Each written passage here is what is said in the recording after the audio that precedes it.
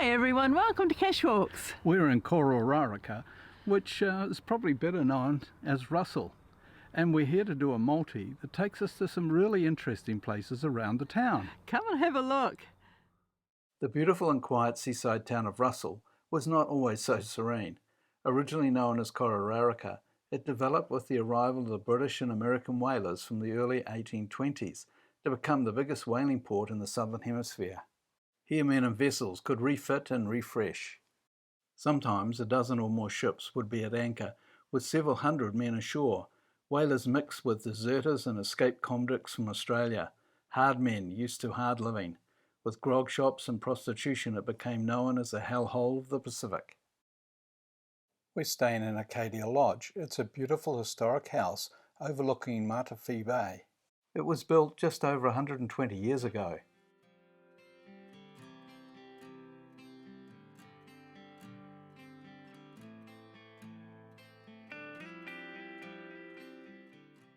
Out on the deck, where we will be having breakfast tomorrow morning, you look down where Captain Brynd, a whaler, brought his ship in.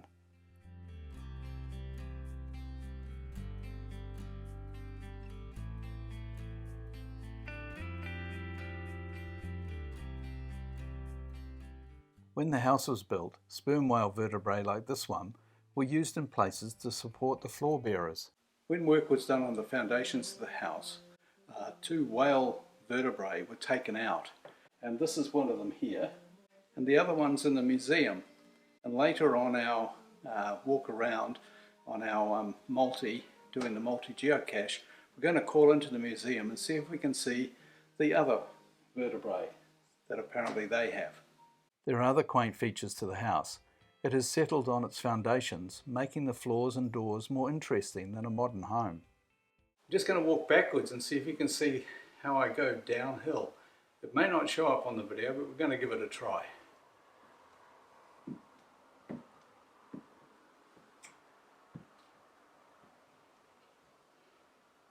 It's really noticeable down here that I'm way lower than Lynn, who's holding the camera.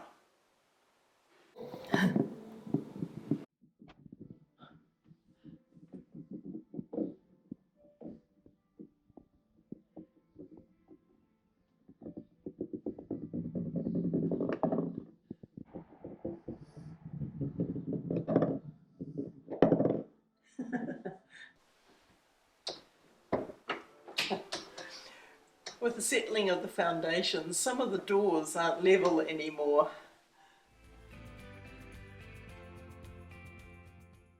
Its floors, structural posts and beams are made of local heart kauri, and many of the components were salvaged from shipwreck and demolition timbers. Let's go upstairs for a look around.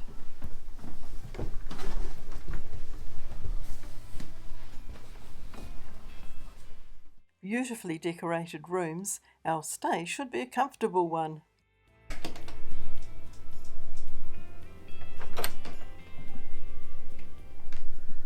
The door here may have been salvaged off a whaling ship. Look closely, you can see its rough finish. Let's settle in for the night.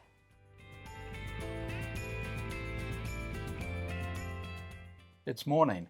With breakfast, there is a view down to where Captain Brynd lived. Brynd is famous for sparking the Girls' War in 1830. It is called the Girls' War because it began with insults and curses being exchanged between young, high-ranking Maori women, rivals for his affection. About 1,400 warriors were involved in the battle and about 100 killed here. Zane Grey once lived in the two white cottages below. It's such an historic area. Great choice of fruits and cereals. Where to begin?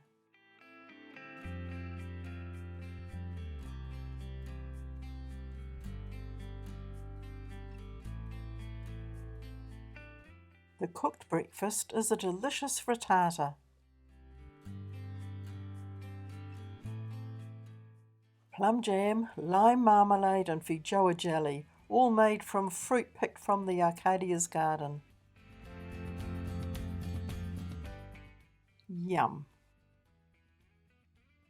After breakfast, we're heading through the garden down into Russell to complete the multi-geocache that will show us all the other historic places to see in the town. We've even got guavas to eat on our way. Yum!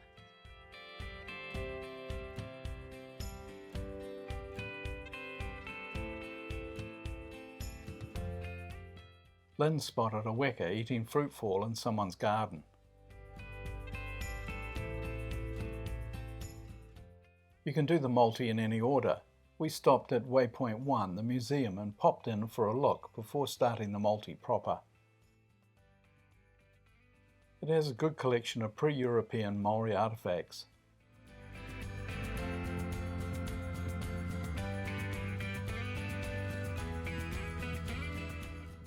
Here's a 1/5 model of Captain Cook's ship, the Endeavour.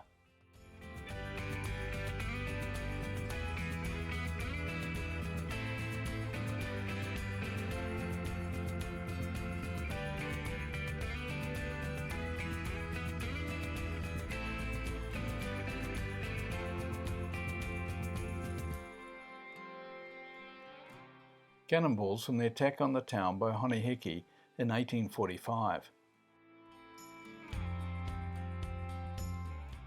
They have a great collection of 19th century whaling items.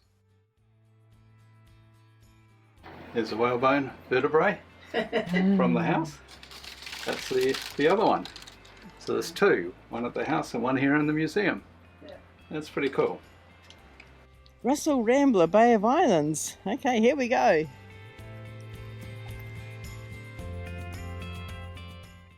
We stopped here for a number for the coordinates to the finals location.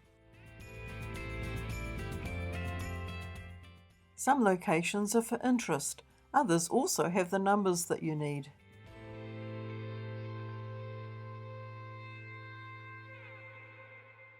The bricks at this location are all that remain of Ngāpuhi chief Tamati Wakanane's cottage.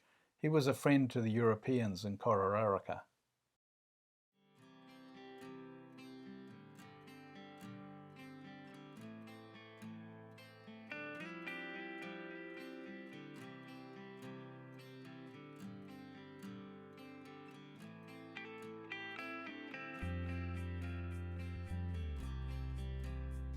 Now this is interesting.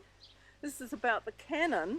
It came to New Zealand as ballast in the sailing ship, which was found unseaworthy and broken up. The cannon was set up with two others on Tappers Mount at the north end of Russell Beach to defend the town before Hiki's last attack.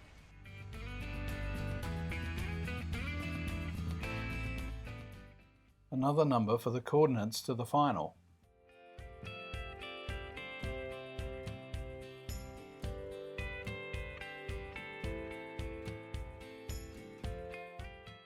We've booked into the Gables for dinner here tonight.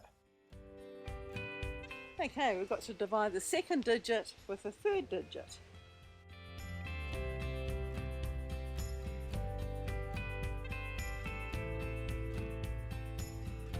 We're just sitting here to see the activity on the lovely wharf out here.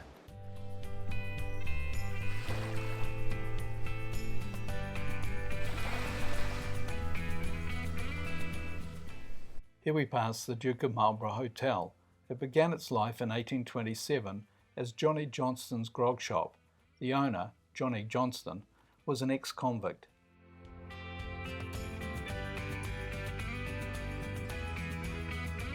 When I was 14, I hitchhiked up here with my friend Paul.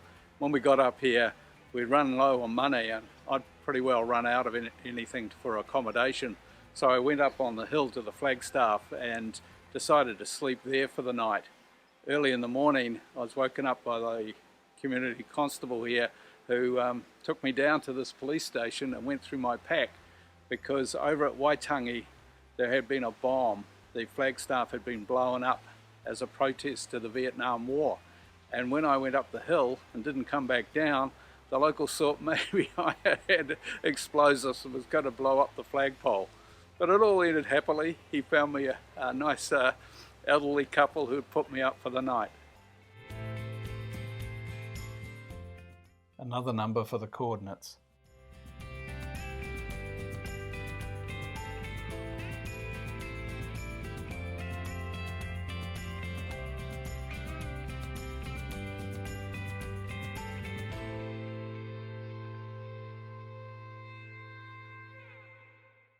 At the Baker's House, built in the 1880s, they are flying the flag designed by artist Frederick Kuntavasa and given to New Zealand as a secondary flag.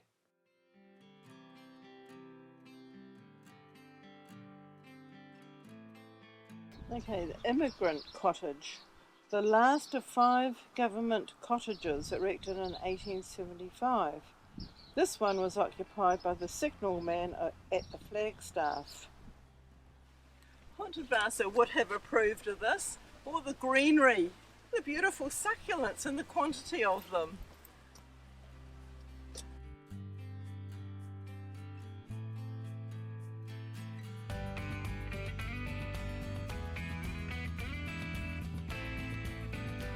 Here you'll find the oldest existing church in New Zealand. It's pretty cool.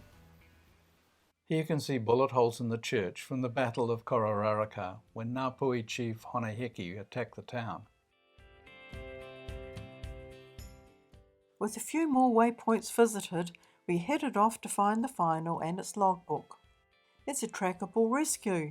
This trackable has been in the cache for a year. Great to get it moving again. Time for a break of coffee and croissants.